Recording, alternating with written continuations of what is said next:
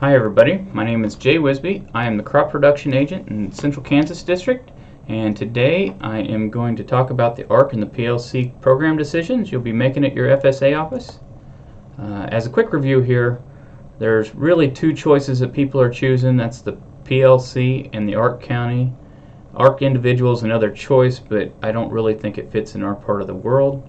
Under PLC you can get additional insurance coverage called the supplemental coverage option.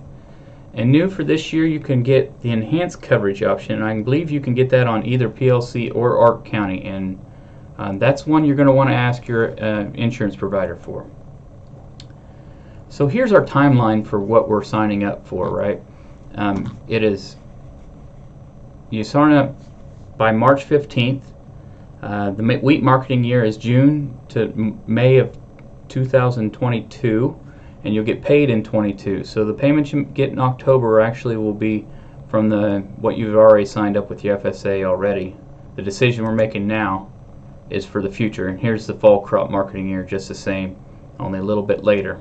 Fall crop harvest starts in September. So, okay, let's go over again here. ARC County is a low revenue program, whereas a PLC is a low price program. The PLC is simpler to understand. It just falls below a certain price, national price. The revenue has a little more of a formula to come up with. What we decided to choose, what we chose across our state last year, really kind of leaned towards the PLC in most of our crops, with the exception of being a soybeans, and that really should be true because soybeans have yet to ever pay under the PLC option. And I think that's going to continue this year. As you can see, it shows our base acres and assigned to commodities. It doesn't necessarily represent what's out there. It really represents whatever your base is under your particular farm number. PLC payments for this last week showed up at 92 cents. That is $4.58 was the market year average price. The reference price is $5.50. Keep in mind, wheat is all classes of wheat. It's not just hard red. So, and that came up with a 92 cent per bushel on each bushel you have proven in your county. Corn had a 14 cent PLC payment. Grain sorghum 61. Note that 395 versus 370 are the reference prices.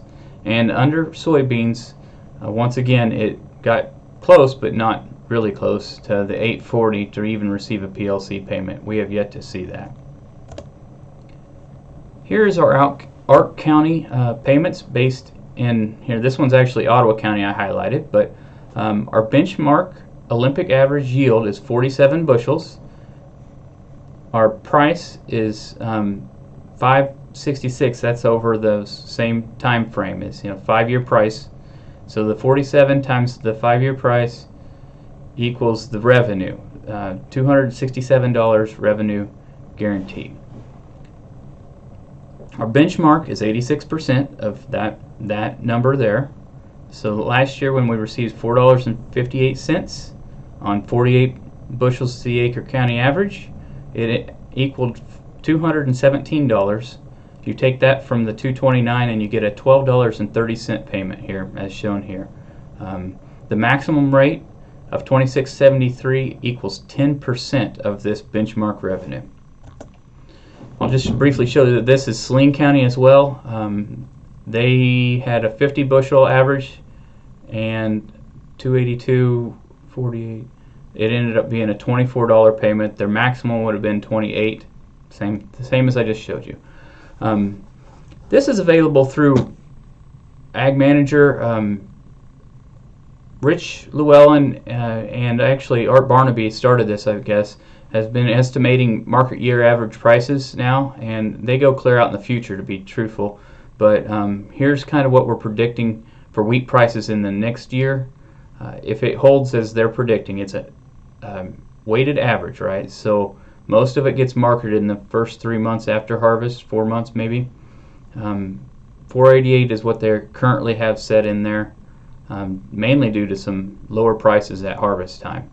That would equal an estimated PLC payment of 62 cents if that holds true. here's what they're projecting for next year. See, as we all know that the prices have came up, but if you look into next year, that's a long ways out. So what programs should you choose? This is a spreadsheet that you can find on Ag Manager, and here, let me just show you how to find that. Here's our Ag Manager website, and as I come over here, Ag Manager info, right? You come down here to the Ag Policy tab under Farm Bill.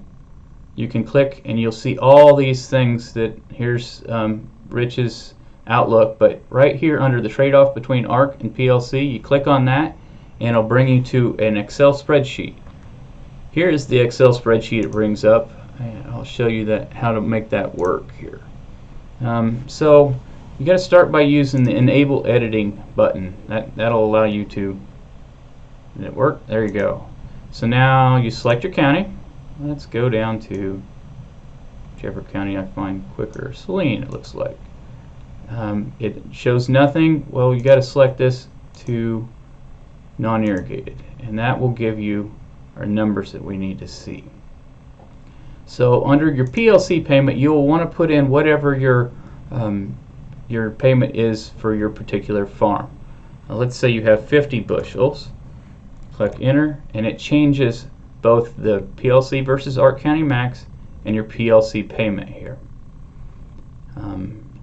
So if we're looking at the PLC payments on in Saline County for wheat here the next year, you'll be able to see that ARC County is the county average yield times the market year average price. So if we get 48 bushels is our yield. If let's say we reach that yield, come down here, the market year average price for us to get a payment under ARC County would be $4.77 at that county average yield. We would need to actually fall below our average yield before we start getting much of a payment. If we get increased yield, you will not receive an ARC payment. Whereas your PLC payment is whatever falls below $5.50, you know, anytime it does. Like I said, he had a $5.32, I believe. So that might lean a little bit towards PLC. No, let me get back over here. Okay. Yeah, here I just showed you the Saline County and how to adjust that. You can go back into all those and look at the different crops, the different everything. There's Ottawa County isn't showing up under grain sorghum, but just use Saline County for that one. And some of the irrigated, with the exception of corn, are not showing up. But nonetheless, it should work for surrounding counties and make that work for you. Projections on corn. $3.70 price is what we need to hit to get a price. $3.81 is what they're predicting out in advance. With corn, here is Ottawa County dryland corn, for instance. Under this one, if we got a county average of $110, or 110 bushel, I mean, you would need the price to drop below $3.56. That being said, I could argue the other way on for ARC County as well, because if we catch a drought year, for instance, and our price or our yield drops to 80 bushels, you would be hitting ARC County payments much quicker than you ever would with corn. And you know, if it hit a nationwide drought, the prices might stay high as well. So it's going to be a landowner decision there. Here's irrigated, same scenario, higher prices, right? You can use that on your own. Grain sorghum, probably more acres of grain sorghum than there are corn. That is interesting this year as it's taken a recent jump.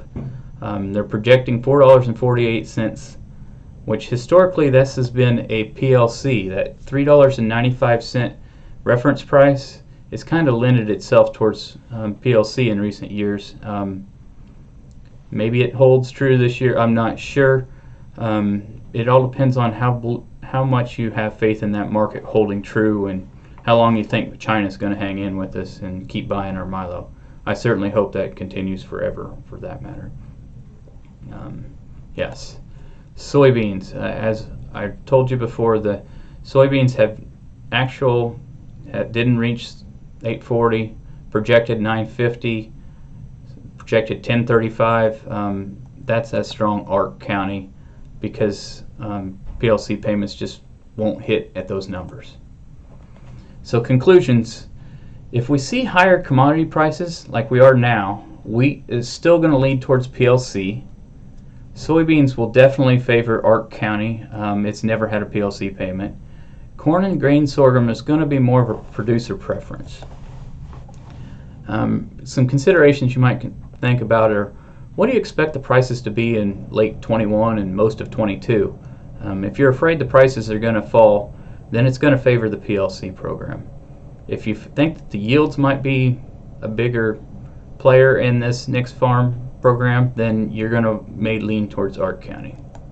In our dryland part of the world, it's, that's kind of a trade-off there. Best case scenario, guys, is we have great yields, prices hang in there, and you don't get any payment at all, and this is all for naught. But that's what I'm hoping. I want to go over just quickly supplemental coverage option. We didn't have a lot of participation, I don't believe, in that, but now we have an enhanced coverage option. It'll coverage from 95% down to 90%. So you can use it on all insured acres, and it's has a subsidy with revenue and yield protection, I guess. So under traditional revenue protection, let's say you have 70% coverage. If you add on SCO, that's protecting 16% here, and that basically covers you up to 86%, right? SCO plus ECO gets you 95% coverage. That's amazing amount of coverage. I don't know what that all adds up to, but that's a lot of coverage. Well, you can actually choose to do ECO without doing SCO. So if you're going to make a choice between one or the other, I think you're going to want to go the ECO first, as it pays so much quicker, as it only has to fall 5% before you become in the money, I guess, as you will.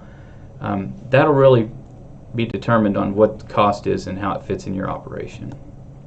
Thank you, guys, and my name's Jay Wisby. As I said before, my email is here. I think it's right there. Yeah, email is, and you can reach me on my office phone or on Twitter. I'm also available on cell. I just don't want to put it out there on the web, but give me a call if you need any help with this, and I'll gladly help you out.